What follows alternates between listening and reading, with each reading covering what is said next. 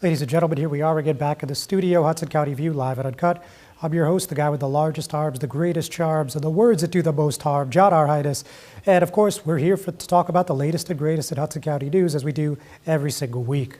So, first of all, let's talk about what's happening with COVID-19 restrictions. Obviously, New Jersey has had some of the tightest restrictions across the country, but Governor Phil Murphy revealed yesterday that he's going to be increasing indoor dining capacity from 25% to 35%, as well as getting rid of the 10 p.m. indoor dining curfew.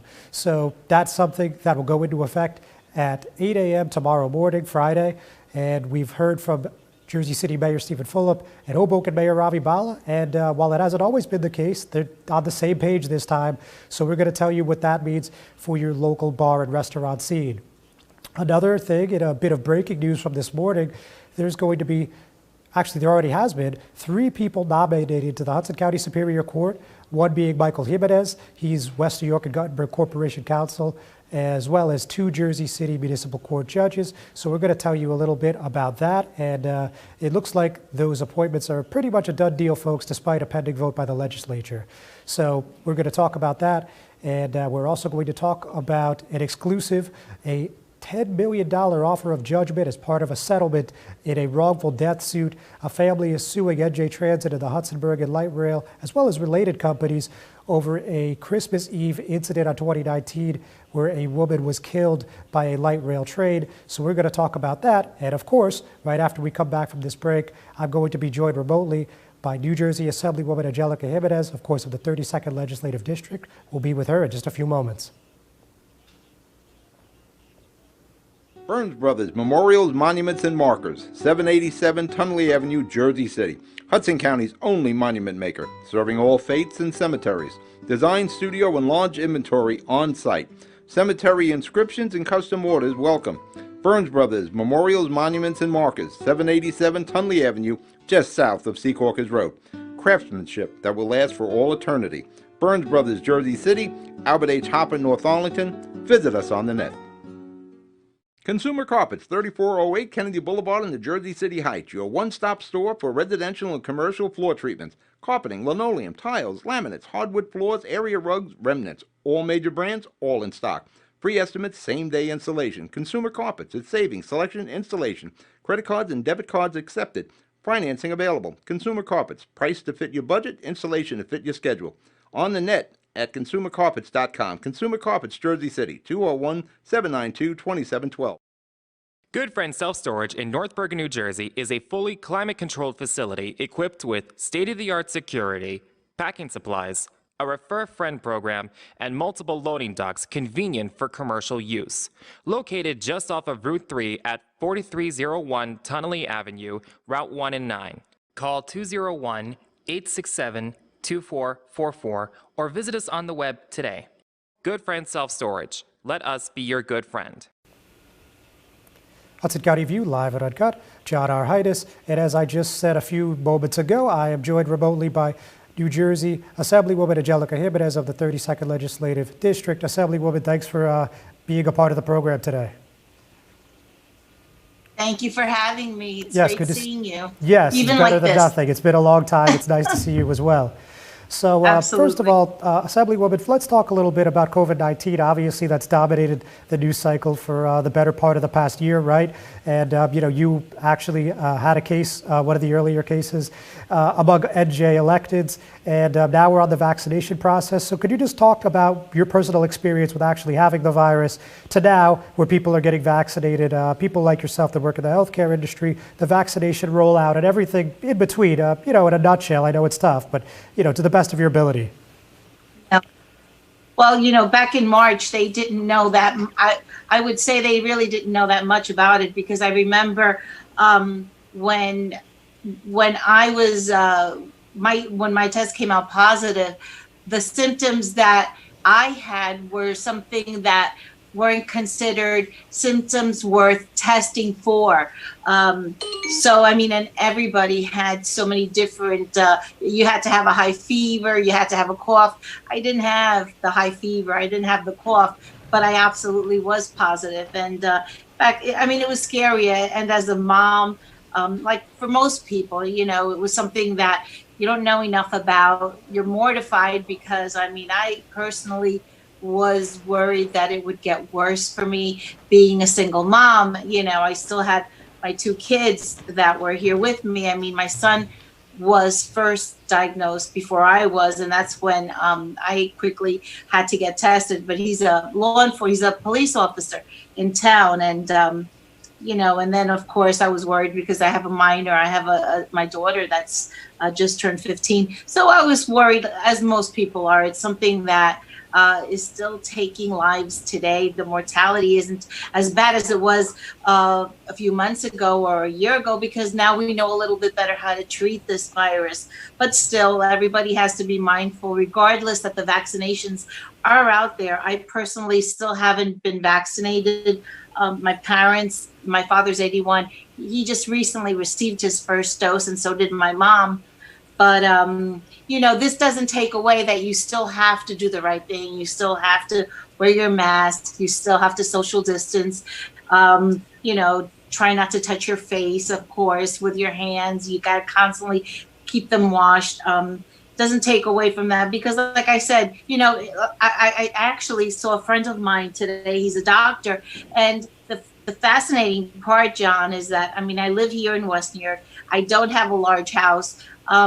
Everybody in my home got this virus except for my daughter. She's 14, 15. We all share the same bathroom, which, you know, leads me to think that we still don't know that much about the virus. We're getting to know it a lot better, but it's fascinating that she doesn't even have the antibodies, and she's been tested multiple times. So, you know, your best line of defense, how we do, I mean, at hospitals, if you're a healthcare worker, you know, for ages, people have been masking up and wearing gloves.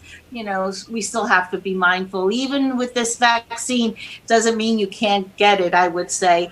You still might have a chance of getting it, so you have to be very careful. Let me just cut in quickly, if I may. So on that end, let's talk a little bit about the vaccination rollout. I mean, obviously, we've heard some of our county officials, like County Executive Tom DeGees, talk about the dosage shortage, which is, of course, a nationwide problem. But could you just tell us about how the vaccination process is going from your vantage point in your district, you know, West New York, North Bergen, and Secaucus and beyond?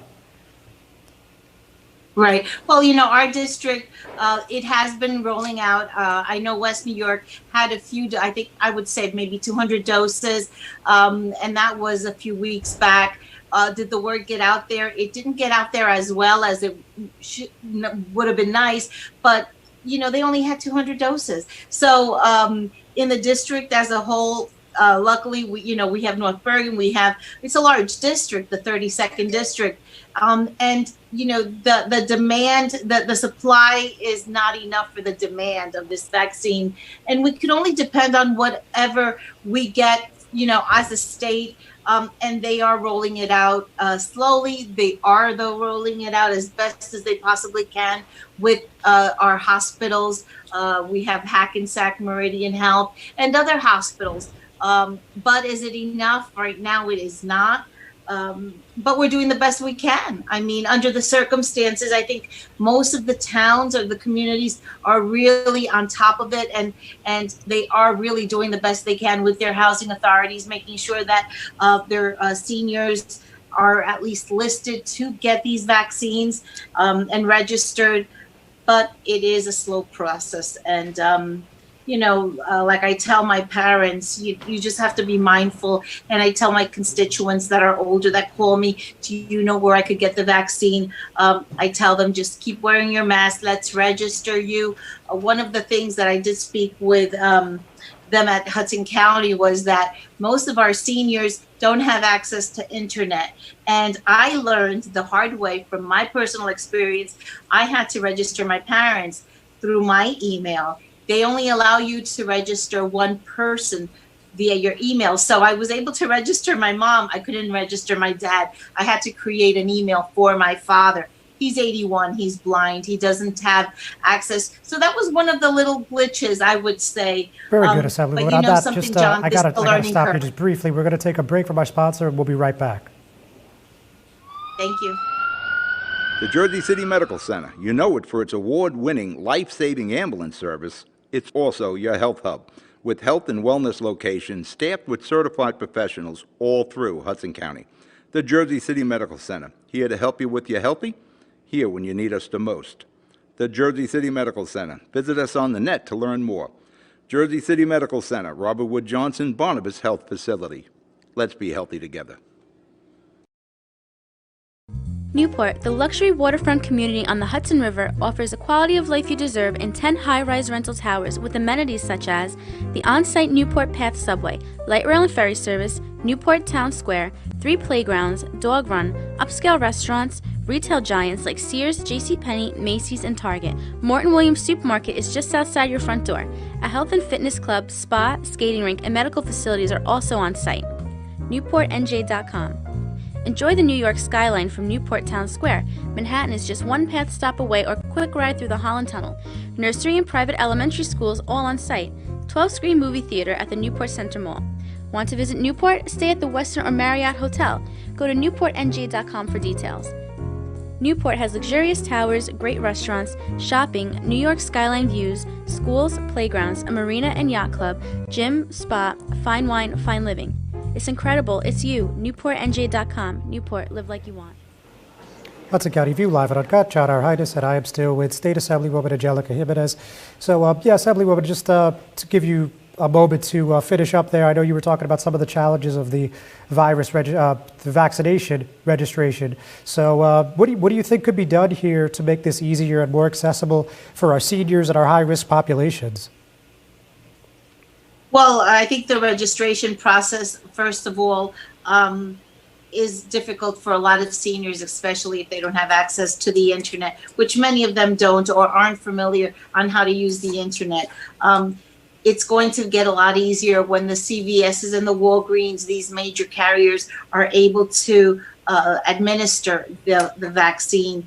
John, I mean, this is something that's new to all of us. So there is going to be a learning curve with this. Unfortunately, will the majority of our residents be vaccinated? I think so. I think that hopefully by springtime, maybe early summer, we'll get a large population vaccinated. But there is going to be a learning curve. The answers, I don't know what they are because like I said, it's something new, but I think that once the CVSs, Walgreens are able to, provide this vaccine, I think it'll make it easier, especially for that senior community that relies on these drugstores for their regular medications. All right, fair enough. So let's talk a little bit on the legislative end. I know last month you made some headlines over the Dominic Marino bill that was signed into law by Governor Phil Murphy. I mean, the full name of the bill kind of speaks for itself, but just tell us a little bit about that and why you wanted to be a part of it. Well, that was a bill a long time in the making, actually, and my Vincent Prieto, my colleague for quite so many years and the Speaker of the Assembly at the time, that was something that he was really happy and proud to handle, and I was on there with him with this bill. And unfortunately, at the time, Christie did not, it was never really, it never saw the light of day with that administration. And then with Governor Murphy, it was conditionally vetoed. We did make some adjustments, and what it does, it provides some sort of help for people, the family members, the spouse, or a child that is a surviving member. If a law enforcement, fireman, or police officer dies during the line of duty, it will compensate them. It can never compensate them enough, but it is some sort of compensation for them. And that's what the bill does. And it was very important to Dominic that it was important for his family that his name was on it, being that he was a champion of this bill. And I was so happy to have Governor Murphy finally, put that pen, work his magic and sign it into law. And it will be something that hopefully we never have to use. But if, God forbid, we have a law enforcement officer, fireman that dies during the line of duty, at least it'll have be some sort of relief for the family member that survives in their loss. Yeah, of course, for those who may not be familiar, Dominic was a North Bergen firefighter, North Hudson Regional Fire and Rescue firefighter, before becoming the head of the State Firefighters Union. So someone that near and dear to a lot of hearts in North Hudson. So with that, is there any other pieces of legislation that were recently approved or that you have in the pipeline that you'd like to speak with us about today? Well, I had one bill that was the CNA ratio bill. That was another one that was a while in the works. I want to say a good 2 years, maybe even longer in the works. And the CNA ratio, it became very popular when the pandemic hit. And what the CNA ratio is certified nurse's assistant to patient ratio at nursing homes. As it was beforehand, if you're a nursing home resident, these nurses assistants are the ones that do a lot of the heavy work, the dirty work. They're the ones that change the patients. They're the ones that feed most of the time these residents, and these are our most vulnerable patients. And we wanted some sort of fair ratio for these patients, because many of these certified nurses assistants, are working, taking care of, 20, 30 patients, and that's a lot. And when we saw it really in terrible, terrible ways when this pandemic hit, and we lost so many patients at these nursing homes. Was it because of, would it have helped if there was a better ratio of nurses assistant to patient? Maybe. But I mean, that bill became very popular then because of the deaths of the people that we lost, the family members that we lost at these nursing homes.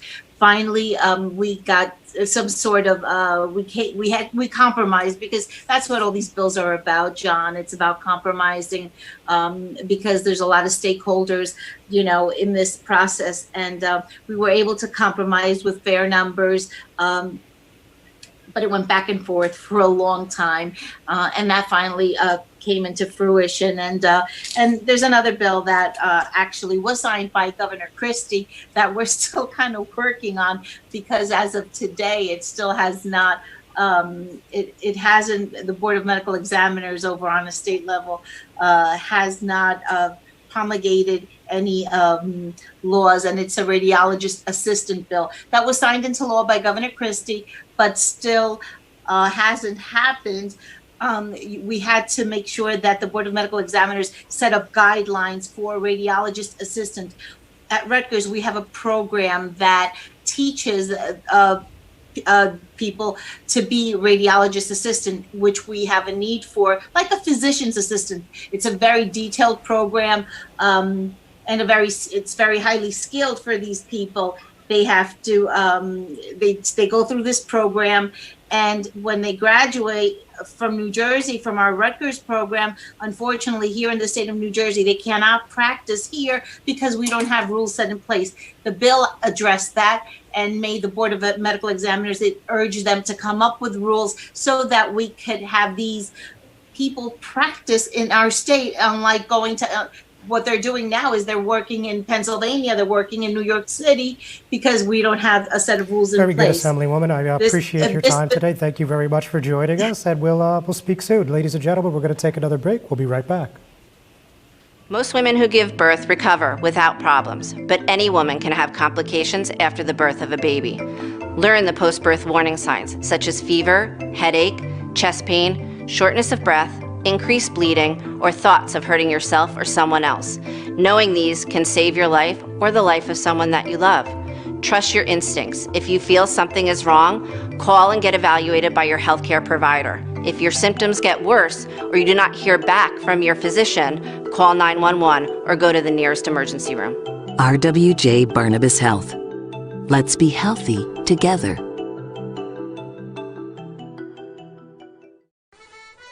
Pana Properties, Jersey City. Shaping the workplace with state-of-the-art office spaces that address your company desires. Building residences that define your home. Adjacent to all modes of transportation with on-site parking available. The right address, the right lease. Call 201-521-9000 or visit online at panapintoproperties.com. Pana Pinto Properties, building Jersey City for everyone.